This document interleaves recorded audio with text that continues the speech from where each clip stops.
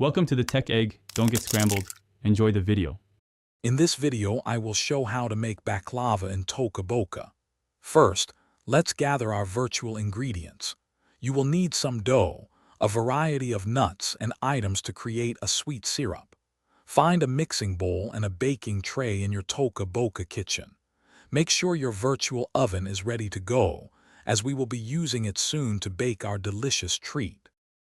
Now, let's start building our baklava. Carefully place one thin layer of virtual dough onto your baking tray. Next, sprinkle a generous amount of chopped nuts evenly over that dough layer. You will repeat this layering process about 10 to 12 times, alternating between dough and nuts. This creates the many delicious layers that baklava is famous for, ensuring a rich and satisfying texture. Once all your layers are assembled, it is time to bake.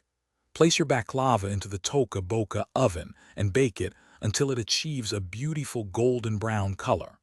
While it is baking, prepare your sweet syrup by combining virtual sugar and water. As soon as the baklava comes out of the oven, immediately pour the warm syrup evenly over the hot pastry. This allows the baklava to soak up all that wonderful sweetness. Almost ready to enjoy your masterpiece. It is crucial to let the baklava cool for at least 30 minutes after adding the syrup. This cooling time allows the syrup to fully absorb and the layers to set.